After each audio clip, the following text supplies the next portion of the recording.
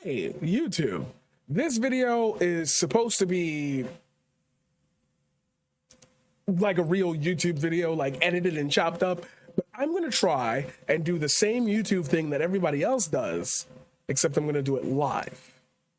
So for the next however long this video lasts, tune in and hope that I don't mess up, because I'm about to tell you about the day I realized YouTube killed the internet.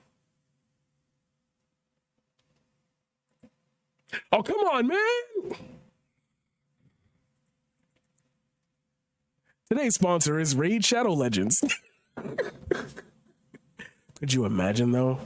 The first thing I want to talk to you about is how the internet kind of started, but then again, not exactly. I don't know. Let's just see if it happens the way I want to do it. Hi, hey, how you doing? If you didn't know, the internet has become a vital part of the modern world, inseparable from daily life and routines. It wasn't always this way, though. The history of the internet started somewhere. From simple computer networks to global interconnectivity and instantaneous wireless communications, the rapid and dramatic evolution of the internet can help with understanding the changing nature of technology and communications. This is from Thomas Jefferson University online. I could just read you the rest of it, but instead I actually want to give you the general overview. In 1960, we had no idea of the capabilities of the 2000s.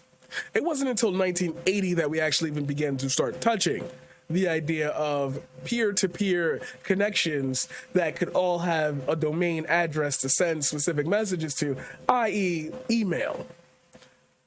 If you want a larger form of that, Dave Farber of the University of Delaware reveals a project to build an inexpensive network using dial-up phone lines. In 1982, the phone net system is established and is connected to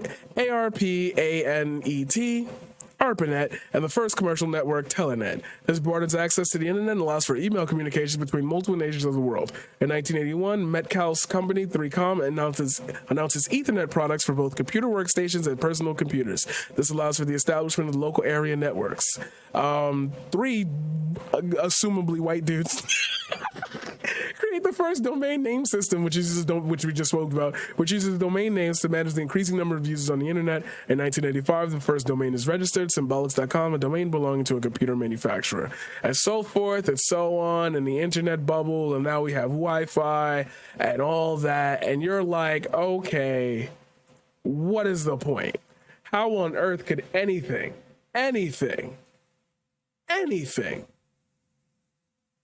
have to do with YouTube and killing the internet? Well, that's actually what I want to talk to you about. See, the thing about the internet that we kind of forget is that it was coming on the heels of a revolution. The modern home was changing. And with that, certain memories were going to change. Certain experiences were going to become different. Happy New Year. Happy 2000. And a har. Okay, har. Yeah. I want you to take a look at that. On January 1st, 2000, this was generally the home that you had. So what changed? Life was starting to become different. The news was going to take a drastic turn in 2001.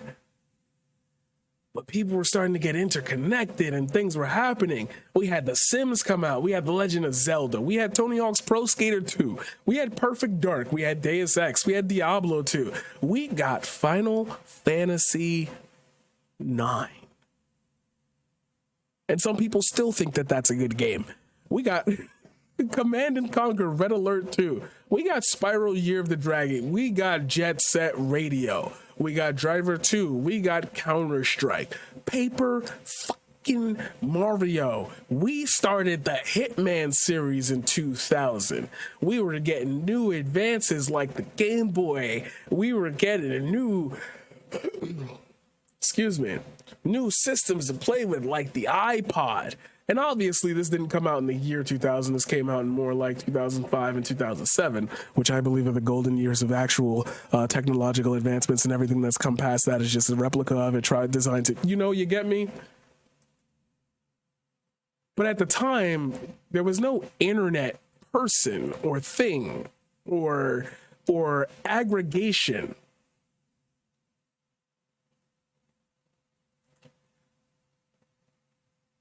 There was just people creating things on the internet.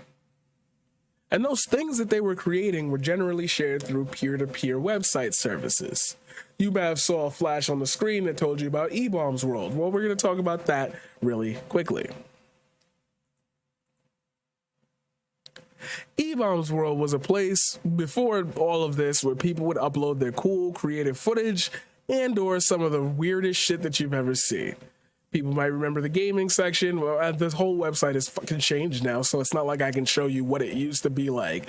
But along with that came one of the greatest websites in the world. And do you know what that website was? Do you know? Do you know what that website was? Motherfucking Newgrounds, baby. Newgrounds had it all. There was this game on here. I wonder if it's still here. Hold on, give me a second. Oh, it still is. You don't understand how many years I lost to my life playing this goddamn game. All right, you wildin' on that volume though. You wildin' on that volume though. Can I lower the volume though? Can I lower the volume though? Can I get the volume? That shit is loud as hell. That shit is loud as they never. Oh my god. Oh my god. Why is it so loud? It's so loud. Anyway, we're gonna play this first. Oh my god, that's too loud. I'm dying. My ears blew up. I even lowered it down for y'all. Way too dank. Way too dank. Way too dank.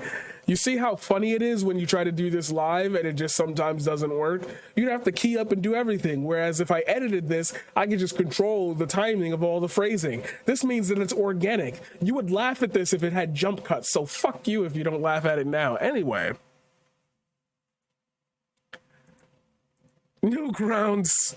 But before we move on directly to the beginning of YouTube and the exact point of this, I need to set a little bit more of a stage for you. I did mention before that there were places to upload and share what you had done. There was never a place to just grab shit from.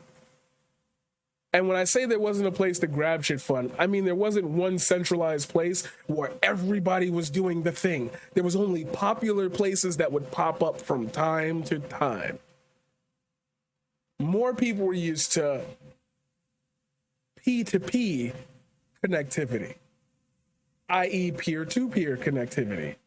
Connections that kind of gotten popular ever since the rise of, okay, yes, I know it's on the screen. I can't be clever with it. I shouldn't just talk like it's not on the screen. But I'm trying to do this for the fucking video, man. Could you just try me here?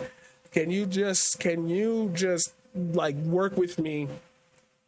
LimeWire was a website in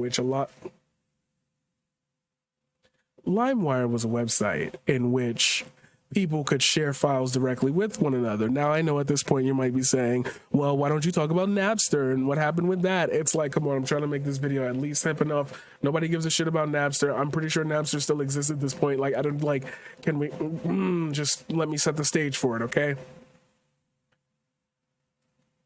LimeWire was shut down in October 2010 as a result of a legal battle between the company and the Recording Industry Association of America, also known as the RIAA. We hate the RIAA. Don't worry about it. It's just, people didn't have to share MP3 and other file formats on there. They could have shared things that weren't copywritten. But if you give people control over the internet, what else are they going to do but absolutely, get what's coming to them, get what they deserve, get what they want? Plus, this became an argument that has gone on to the span of time, including to this day, on whether or not poor people should be allowed to trial software for free, that full software from places that don't offer it. I.e., it makes no sense for somebody to scrape together $60 to buy a video game to find out that there's system can't run it when they could have just pirated it in the first place and then tested it out on their machine, and if it worked, then they would just go out and buy it without a vehicle to be able to pull that off. Now you might talk about benchmarks, etc. Nothing's real for you except they're the actual thing, so let's not pretend like there is an actual like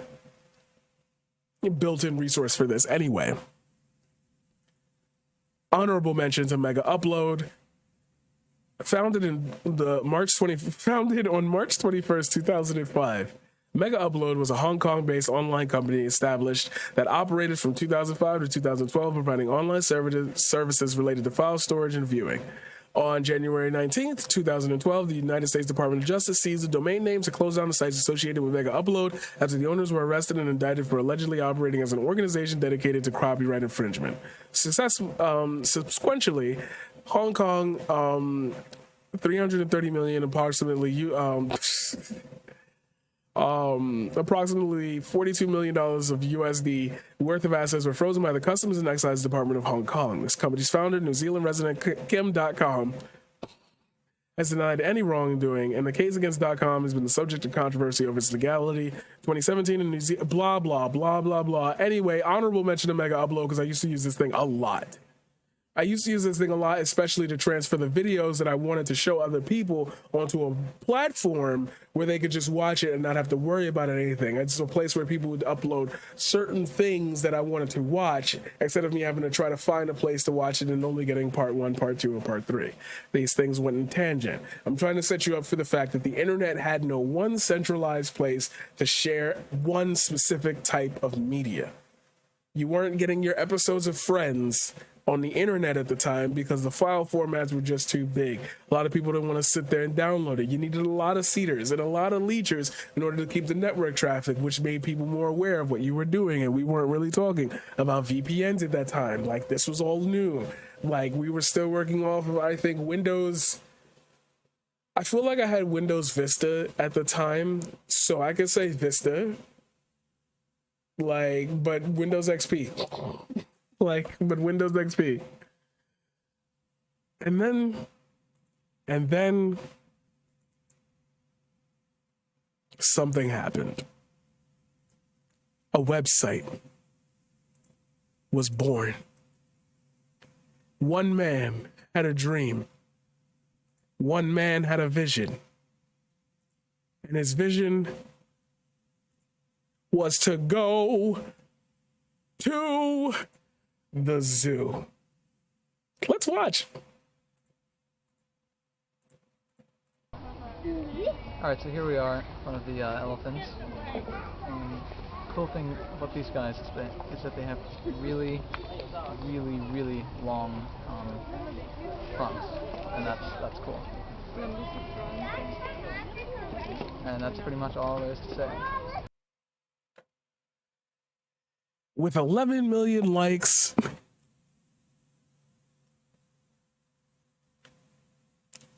Jawed became the very first YouTuber with only one video to amass 2.72 million subscribers and a total view count of 222 million over a 16-year part. A technical talk about YouTube from concept to hypergrowth. Whoa, what is this? Oh, are we doing research in the middle of a research topic? Good evening. I'm Mark Sneer, head of computer. Okay, no, we're not doing this right now. Anyway, remember when you used to watch anime in 3 parts on YouTube? YouTube had a certain je ne sais quoi to it, in which, for the first time ever, it looked like what we were talking about as far as aggregating content to one site. Somebody had done it. And not only had somebody done it, but unlike Google Pipes, I'm sorry, even Yahoo Pipes, I apologize. Unlike Yahoo Pipes, unlike all of these Web 1.0 coding, Web 2.0. A beautiful API that could control and show you actual statistics. A rating system that could boost your video up. For the first time ever, the workers own the means of production, baby. Anyway, YouTube had done something phenomenal for the very first time in the internet's existence, and is that it aggregated content.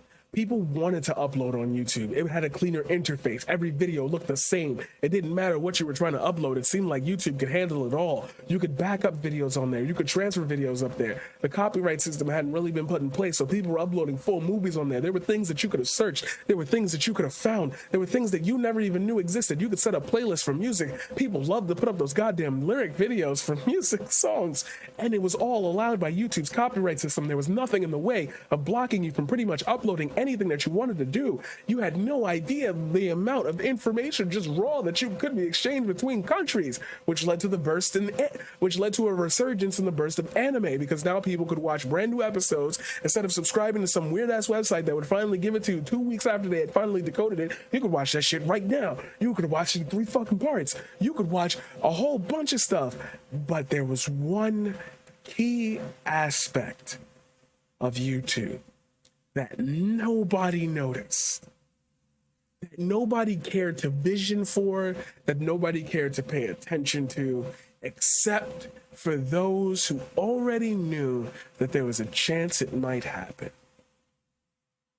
And do you know who those people are? People that look good, who could be fucking movie stars, okay? All right. You see, the difference here is that before you ever wanted to, like, make it somewhere, you had to do some type of appearance on at least some type of TV show. Smart. And in 2001, there was a great fucking show to show how stupid people could be. And welcome to Street Smarts, the show where people use every ounce of their gray matter to bring home some of the green stuff. Today's winner will have the dubious honor of being crowned king or queen of the streets. In our studio today are 2 contestants who will try to prove just how bright they are by predicting just how dim other people can be. And that was the whole premise of this show. Now, I want you to pay attention to the host. There was a certain style of television that existed back in 2001. And people started to realize that there might be a possibility that you could cash in on being that exciting while also owning the rights to your own production, because all you had to do was upload a video. Are you starting to get what was happening in the shift in what I've been talking about this entire time? Well, let me recap for you, because I know that this video is probably going to come out mad long, and if I reach this point without explaining it to you, you won't like it, because all the other YouTubers explain the points to you, even though they're talking really fast, and you could just rewind the video in order to figure out what's being said. But instead of figuring out what's being said, you're listening to me intently to figure out a point. And yeah, we could do that. See, I could do it. You got to believe in me, though. Anyway, let's go from the beginning. The internet was a concept. They had no idea how strong it could become, how widely cast it could be. And when we started to figure that out, we were at the turn of the new millennium. We had no idea what the future could hold. So we wanted to take the lessons of the past, the houses that we had, the home comfort feeling, and we wanted to apply that everywhere we ever walked, anywhere we ever talked, whoever we talked to. We wanted to carry that feeling out. But the internet wasn't a place to do that at, because that wasn't a place where you could centralize your thoughts. You could find forums, sure. You could find places where everybody's throwing their art. But unless you had the time and patience to know how to actually do it, there was still an issue of how you were going to make it happen. Especially if you didn't know about the site's existence, because at that point in time, not that many people were, talking about Newgrounds outside of Newgrounds. People on the internet were talking about it, but outside of it, it wasn't like we were sitting there on our beautiful phones showing ourselves Newgrounds. We'll talk about the advent of phones somewhere in this episode. It exists, I promise you. So, if you wanted to be in show business, you recognize that YouTube was a possibility for you to extend past needing to actually get on the same television set that everyone would be glued to as the new medium of the millennium. I was wondering if anybody was going to catch that. And if you did, please write a comment down below about how you caught that. I thought I slipped that in there pretty nicely. So now that we had shows, game shows, and people getting laughed at, and sitcoms were on the rise, and things were happening, how could you cash in on it as a person, as a human being? What would you do? What could you do to possibly be at the top of YouTube's radar? To become as big as a television star, you would need to have a production. There's one person in particular that we're going to highlight for this, because we're going to talk about a lot of people today. A lot of fucking people. Oh yeah, that's very good. That's a very good whale carcass. Shut up! Anthony, are you watching Toy Story again? Dad, leave me alone. You know it's not real, right? Shut up, it is too.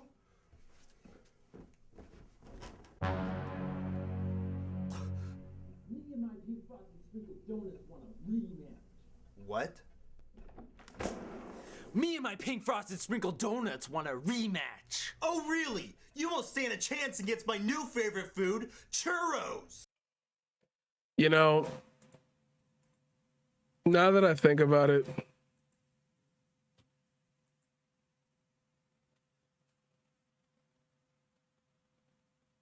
wow, that did not age well at all. Insane. Wild. Crazy. That shit is so goddamn aging. So it's almost as if, obviously the culture shifted, but the culture didn't stop shifting there. It actually stopped shifting after this video dropped. Tell me the duck story. Bum bum bum, ba-dum ba-dum. A duck walked up to a lemonade stand and he said to the man running the stand, "Hey, bum bum bum, got any grapes?" The man said, "No, we just sell lemonade, but it's cold and it's fresh and it's all homemade. Can I get you a glass?" The duck said, "I'll pass." Then he waddled away, waddle waddle, till the very next day, bum bum bum bum bum ba-dum. When the And it's when I watched this video. It's when I watched this video that I realized for the very first time, YouTube is the reason the internet is dead and the reason why we'll probably all die. Are you ready now to hear the claim that I'm going to make? Have I finally set up the premise? Are you ready now? Let's party, ladies and gentlemen. The Duck song gained 526 million views since its upload on March 23rd, 2009. Now, obviously, I was going to sit here and play another video explaining the literal... You're going to get the literal point, and then I'm going to expand upon it. The reason why I think YouTube killed the internet is because it killed this video. They killed this television show right here. America's Funniest Home Videos, okay? Cody! Cody! Cody! Cody!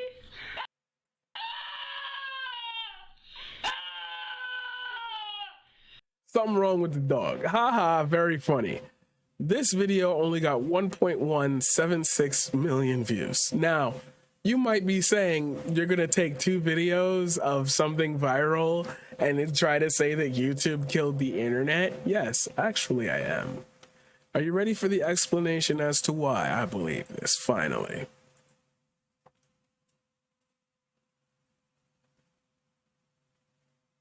Get ready.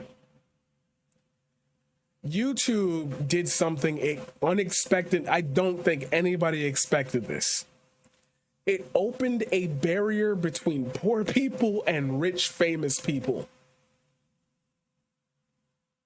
It gave a new metric to advertisers something that it could explode in popularity could be cashed in on much faster. I was going to use the Tay Zonde argument here about how his first songs was so poetic and so political, and then Chocolate Rain 2 with like the cherry cola shit, like advertisers for the first time ever didn't have control over the message that people who wanted to be more famous than the famous people were putting out. It unironically became the first time, and yes, this was the meme I was waiting for, the workers owned the means of production. And because of that, YouTube opened Pandora's box. So now anyone could create content, anyone could generate ad revenue, anyone could directly benefit from whatever it was they were doing. And virality had no price on it at the time, so people didn't know what to give for it. I.e., let's invite them on the TV shows. I.e., let's get them on Ellen. I.e., da-da-da-da-da. You didn't have to exchange money because it didn't have a value to it. For the first time ever, your talent was the direct barrier between you and being famous. Being famous. Not famous. So, how about we go a little bit further and cover this point a little heavier here. Remember a show called Pyramid? First, Kathy, you're going to be giving the clues. Delightful. Okay, Aaron, what category are you going to go for? I can't resist death by chocolate, Death Donnie. by chocolate. All right. Okay, you ready, honey? Kathy. Yes, sir. Describe foods that are so good you could eat yourself sick. All right. All right, you could eat yourself sick. 20 seconds on the clock, please. Ready, go. Oh, this is like a pie with pepperoni on it. A pizza. Right. And these are melt in your mouth, not in your hands. M&Ms. And this you get at the fair and it's pink and high. Cotton candy. And you eat this at the movies. Popcorn. And these come with your hamburger at McDonald's. Cheese. No, they're the fries. potatoes. French fries. And these are what you eat with dip. Chips. And what Potato kind of chips. Oh, man. Great. Star on the King of the Hill. You know, who was it? I forgot. I think it was Snooki told Wendy Williams. Snooki told Wendy Williams, you know, you should only go on shows like Dancing with the Stars, etc. If you kind of fell off. Back then, however, getting on shows like this kind of solidified your spot as like a B-list star. When you started getting invited to things like this, it meant that you were actually able to see perfect marker of your achievements by the level of whatever show you were getting invited to. If you got invited to like Wheel of Fortune or Jeopardy Celebrity Round, like that's huge because millions of people watch that. Are you starting to get what I'm trying to get at here? Is it making sense? YouTube broke that parameter in a way uncontrollable because the internet is a baby at this point. Because just like everything I've told you for the last probably 25 minutes, it's all interconnected. It may seem like I'm losing my way because I don't have a script, but I practiced for this, okay? I made sure of every point I was gonna hit. So don't you worry your little heads. This video isn't just me rambling for 25 to 45 minutes. It's actually chock full of lessons. Anyway, let's continue. By seeing this, you should understand by now that with the shows that we talked about, like America's Funniest Home Videos, the only way to get your content out there, or the only way to get something that you cared about personally, was to find an avenue or a route that would do it. Before YouTube, there was nothing like that except AFV for those people who wanted to send in funny home videos that was also nationally syndicated. It was the original YouTube per se, and the idea of, oh, we're just going to share funny meme videos or things that happened around the house. There was no formula to it. Everyone was just doing it. Then Smosh came around and created a formula that hadn't been seen before. Now Smosh isn't the first person, but Smosh is one of the biggest ones. We're gonna enter, and I know you can see the tabs if you're on YouTube right now, so you know about the people I'm gonna talk about. You just don't know how I'm gonna get there. I promise you it's gonna be fucking fire anyway. Shows like this were the way that you got your face out to a semi-national audience. And now there's a remake of it. You honk horns. This summer, America's favorite game show is back. It is a party with big stars. All right. I am so excited to be in the circle. He's a big bad girl. Bam. Loads of laughs. This is the third time you've been here. It's the third argument, man. See, that's why I closed my gap, because I didn't want to be associated with you no more. It is fully erecting. Perfect for me. You ever seen a black guy blush? I'm a game show virgin. And big winners. 50,000. Feels a little forced now, doesn't it? Feels a little weird now. Feels a little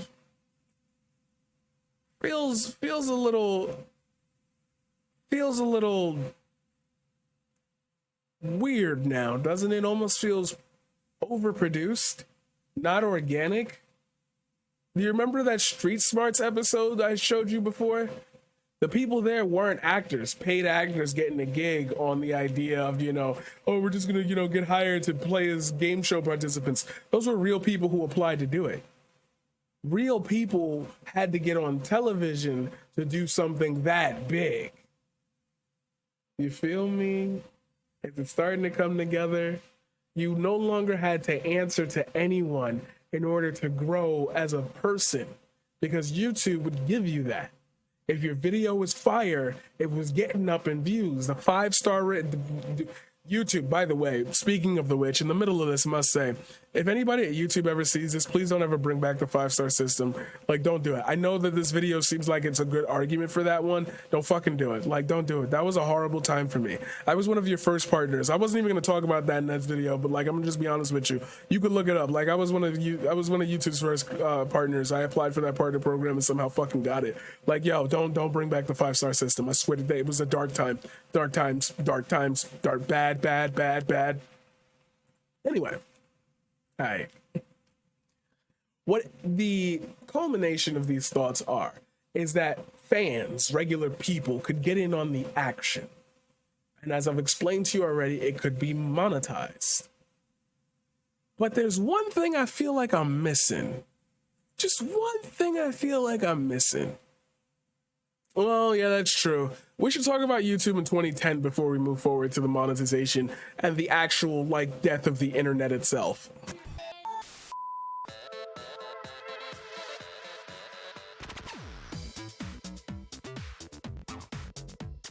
Double rainbow. Oh my God. Look at your man. Now back to me. Now back at your man. Now back to me. This is a video we've been watching a lot in the office here. It's a YouTube video. You're crying because you love Justin Bieber? Yes, that's my room,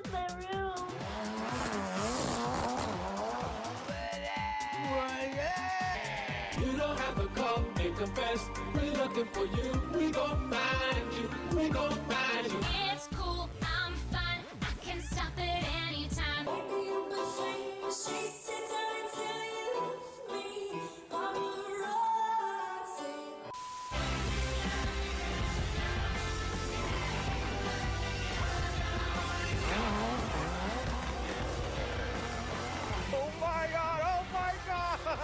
What the kids don't know is Justin Bieber is backstage too. I saw you on the video. Well, I'm in love with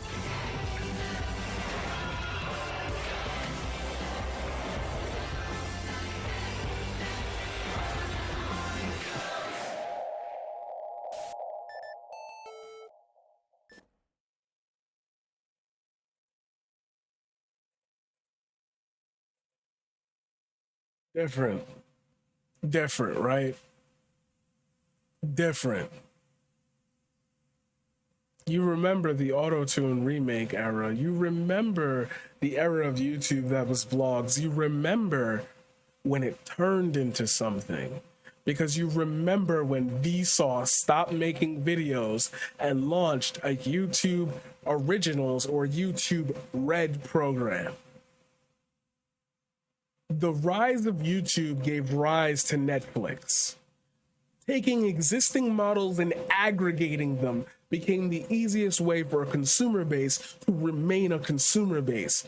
To subscribe, you have to catch this month's new special. There has to be, YouTube is no longer organic. People have to have schedules. The rise of Twitch, the rise of, it's happening. Are you seeing it? Is the connection being made for you?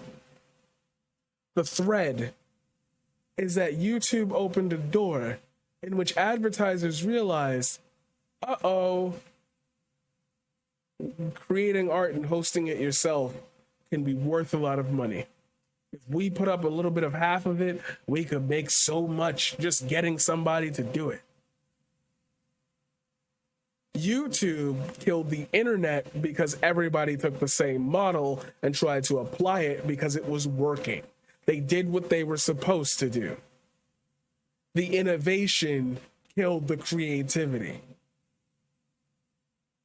Now you are a beholden slave to either making sure you don't fall off with your numbers, or you've decided to take it to the live stream aspect to make yourself held accountable for what you might not be doing on another platform.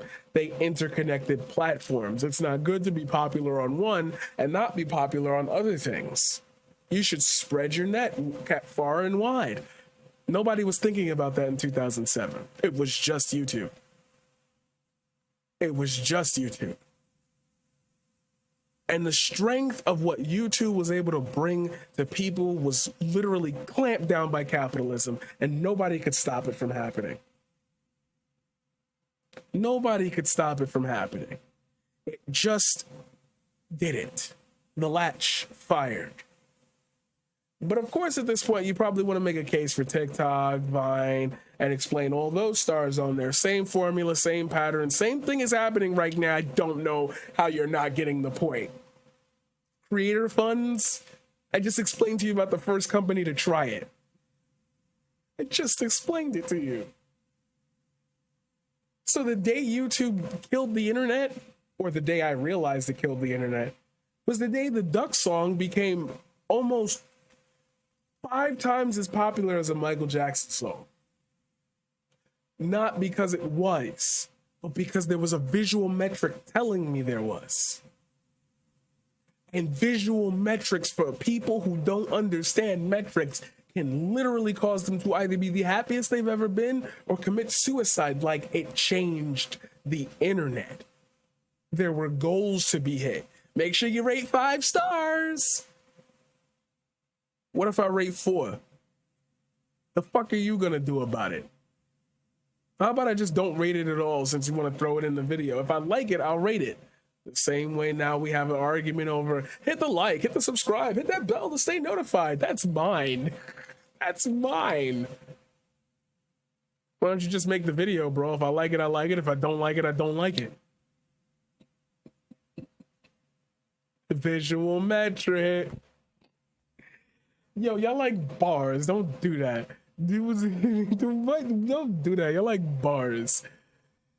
So the strength of this newfound adoration towards metrics created a vacuum, because now people can visually say, my video is doing great. Advertisers can also say that.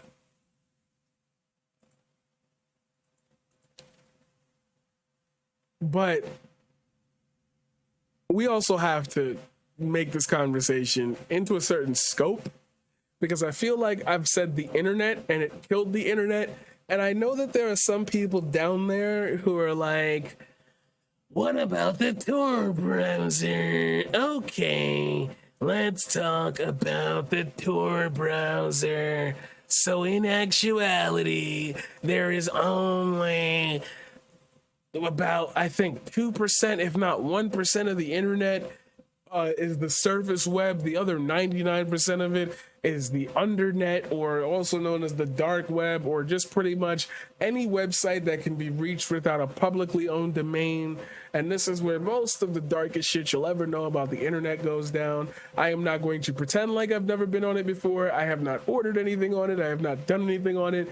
I literally caught a panic attack when I downloaded the Tor browser. I went to I was like, let me look up some sites. Let me look up some site. Let me look up some sites from Google.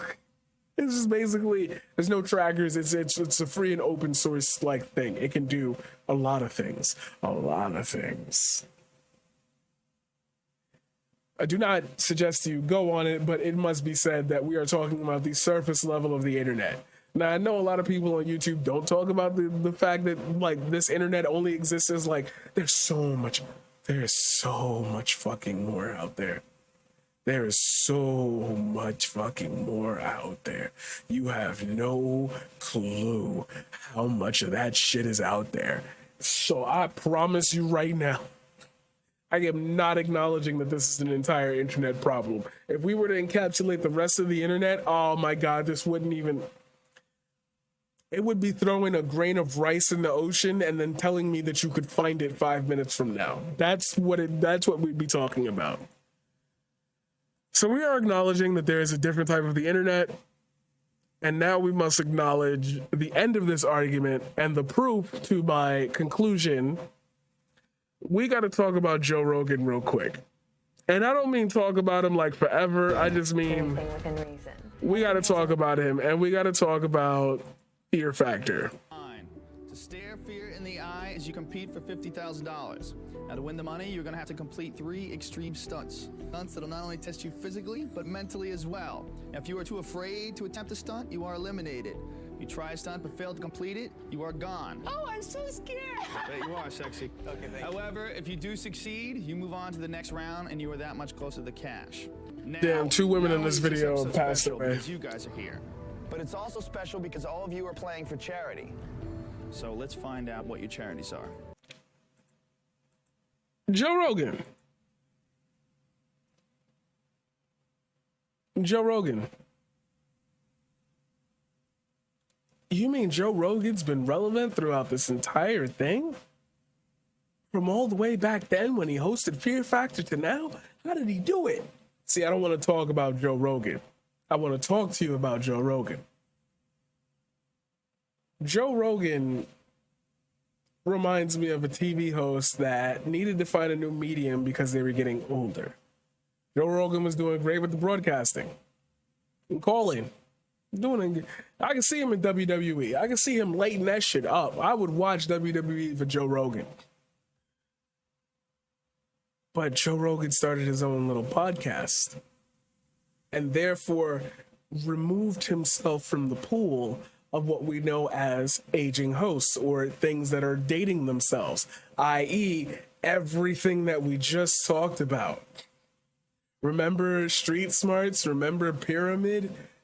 The people who had followings weren't the people who are brand new didn't have to like care about past or like whatever they could just be stars. They could become stars.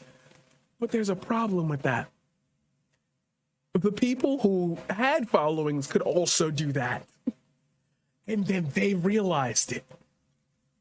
They realized it. That's what's crazy, is that Joe Rogan realized it. And do you know right around the time I think Joe Rogan realized it?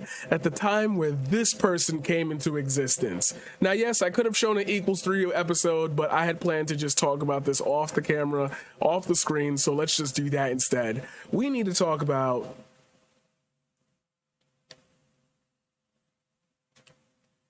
Ray William Johnson equals 3. Ray William Johnson became the de facto, and that's why I skipped it earlier, the de facto kind of leader of YouTube with his equals 3 show. It was a show where he would upload regularly and react to videos. Yes, again, when I say OG YouTuber, I mean we really were having a content discussion. Like, we were having a content discussion when people used to collect or send in videos and they would put it in compilations. Like, we're still doing, like, right now. We're still in that point. Equals 3 was a long-running show until he started getting sponsors who wanted him to change the vision of the show, and he did not want to follow suit with it. He still wanted to create his own thing. It became a beast outside of his own. Which leads me to the next person, Michael Reeves. Michael Reeves is a member of Offline TV, an online social entertainment group of content creators. He is a comedy tech guy, and if you've ever seen any of his videos, he pretty much makes those crazy-ass contraptions that nobody else ever wants to make in their lives, and nobody ever should make in their lives. But it's funny because he's actually pretty smart, pretty intelligent, and has a great way of presenting himself. He is currently 24 years old.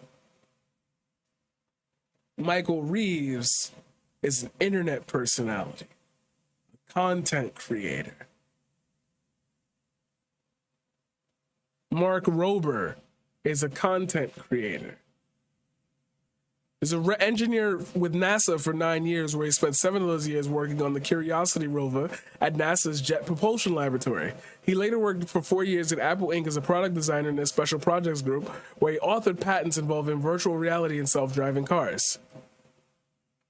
Most people know him as a YouTuber.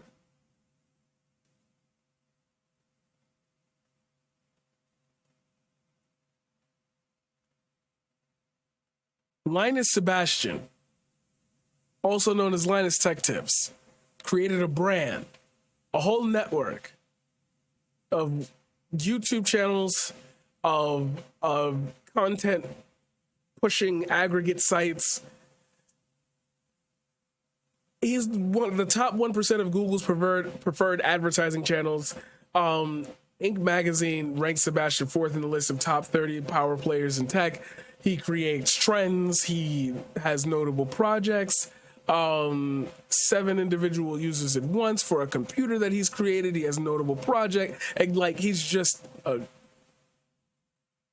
as of March 2021, Linus Tech Tips is ranked the most watched technology YouTube on channel. Technology channel on YouTube. I can't believe I fucked that up. I'm losing steam here. But there couldn't be any greater and final example of what YouTube has done to infect itself within mainstream culture, to the point where people who are big mainstream players are YouTubers. We gotta talk about one Jeffree Star. Now you're like, whoa, wait. Hold up. I did not just watch a fucking 46-minute video for you to talk to me about Jeffree Star. Well, no, not really, but I'm gonna use Jeffree Star as the bouncing off point for 10 seconds, so just bear with me really quickly. Jeffree Star is known for his drama issues within the YouTube community. Some that he could allege have gone further than just simple drama. I will not be one to interject myself into that, because I'm gonna be honest with you, I don't give a shit. Okay, but that's the thing. TV has its reality shows, has its places where you can get buck wild and nasty, and you can do that, you can da-da-da-da-da. And then Jeffree Star came. And Jeffree Star started putting his own spin on things. You could monetize YouTube. Don't let them take all of your money. Make money outside of it. Grow a business outside of it. If you're not doing that, you're slipping. Uh-oh. And then the drama starts. Oh my God, these people are real people outside of it. Let's treat them as legit celebrities. They've got drama, they've got products, they've got a television show. I'm locked in. YouTube killed the success rate of anything organic growing, because it could always be monetized a step further. Does that mean that people stopped creating? Obviously, clearly not. I'm here right now. But this does mean that what ends up happening is that we get a mixture of real life and what online is, because these things are happening in real life to these people who can interact through a medium much different. I promise you, if The Rock got a problem with you, he's not sitting there making a YouTube video about it. He's just coming and beating your ass.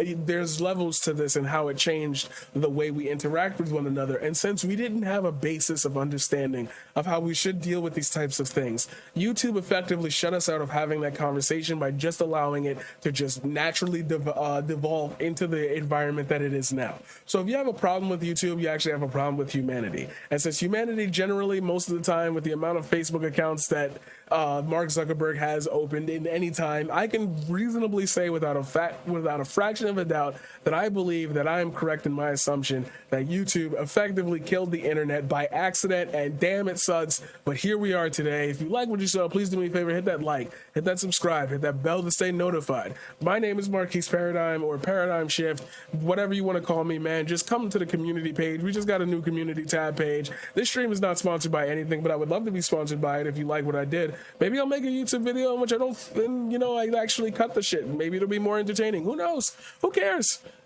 I'll see you in the next one. See you later.